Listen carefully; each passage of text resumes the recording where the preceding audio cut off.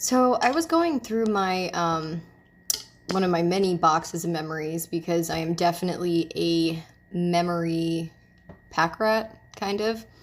It's funny, even when I was like 6 or 7, I felt like there were certain things I should keep because they would matter one day, and I was right. And like him, I'll keep him. But I was going through this. Ow. Oops.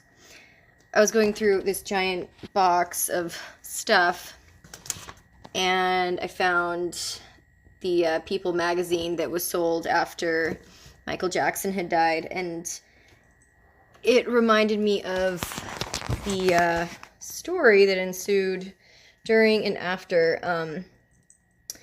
So we lived on Heliotrope, which is a street that it runs adjacent to like La Brea. But we live between Melrose and Santa Monica Boulevard. So, and we lived right next to Los Angeles Community College. And that's actually like right on the other side of that is where we found Roxy, our little scruffy dog. Somebody left her at a gas station. That's a whole nother story. But I took care of a little girl that lived downstairs and across from our downstairs neighbor, which was actually D.H. Peligro, right beneath us. Darren Henley is his, birth name. He was the drummer for the Dead Kennedys, and he actually died last year, which was, again, a whole nother video. But I took care of this beautiful, beautiful little girl named Isabella, and her mom's name is Lisa. I'm still friends with them. They still live in Los Angeles. And she called me and she goes, "Hey, a friend of mine works at the UCLA, and that's where I got my transplant. So I was really familiar with UCLA. I had to go there constantly. I had to take the bus because I was really poor, and yeah. So, she said Michael Jackson just got pronounced dead. And I was like, what the? And of course, on the news, they're saying, no, they're not saying any of that. And she goes, no, I've got confirmation. He's been pronounced dead. And I think it was in the emergency room. They were working on him for, considering that he had no heartbeat, they were working on him for an extensive amount of time because he's Michael Jackson. I mean, he's about as famous as you can get. Or he was. I still is. And I have no opinion one way or the other about Michael. I never met him. I don't know him. Larry knew his brother, Jermaine, and he used to service his car at Land Rover Encino, and he would talk to him. He was super, super nice to Larry. Larry said he was such a nice guy. He did meet some jerks through the car business in Hollywood and Los Angeles and the Valley and stuff, but the Jackson family is not a-holes. I don't know about the rest of their life, but anyhow, we ended up so confirming that he did indeed pass away, which is really, really sad, especially the way he did. It's just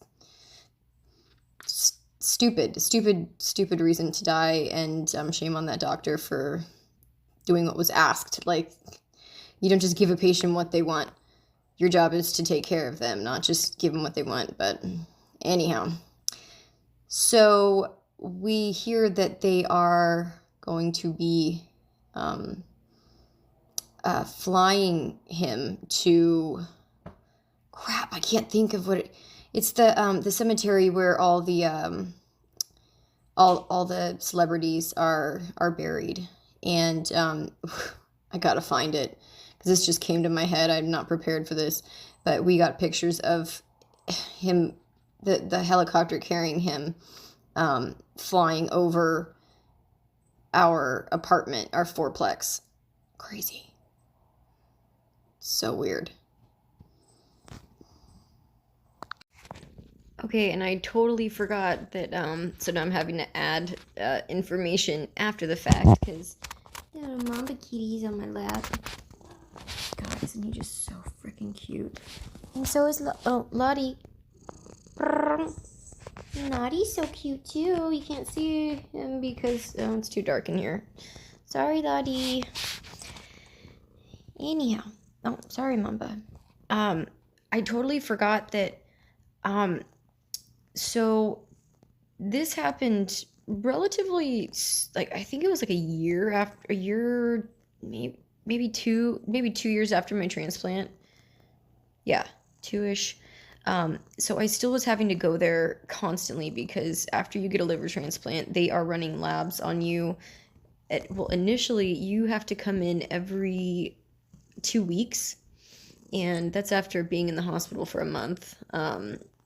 And then it's like once a month, and you have to come into clinic, which is you and a bunch of other ill-looking people that have just gotten a bunch of labs drawn, checking your prograph levels and making sure that your AST and ALT aren't all jacked up and stuff. But anyhow, I had to get my meds from UCLA because in Hollywood, contrary to popular, representation, pharmacies are not just everywhere. And a pharmacy that can carry Cellcept and Prograf, which are the organ transplant and rejection medications, are not everywhere. So I had to get that and some other meds from UCLA. And that was like, I had to, like that, it's like, do you want to live? Well, take them. And so I had to get those the day after his death was announced. And since he died at UCLA, there was a freaking shrine with teddy bears and flowers and candles and crying girls and posters and all kinds of things dedicated to Michael. And I mean, it was lovely. It really was beautiful. However, trying to make it through that mess, especially when there was a million other people taking the bus to get there, it was a day that I wish I didn't have to experience. And of course, my stuff needed to be picked up like the day after. It's ridiculous, but anyhow, yeah. Although, upon reflection, obviously, it was very cool that I got to see that. People love Michael. I appreciate his music. He was talented. I don't know what happened behind closed doors. I don't know the guy. It's hard to hear him talk and believe that he hurt people, but I don't know. His dad stole his freaking childhood by creating the little pop sensations that were children and had to be little performers. So I don't know. I don't know what Michael did, but I know that he's hopefully at peace now. Hopefully his kids are taken care of. I have no idea what's going on with that. God, talk about a man of mystery. How the babies came about, how all of it came about. Sad and strange. I don't know. But he certainly seemed like a nice guy. Makes you wonder what would have happened if he had a different childhood, right? He'd probably be living in the suburbs with a couple of kids and not, bleached skin and no facial surgery and yeah. I don't know. It's weird how who you're born to changes you at a molecular level.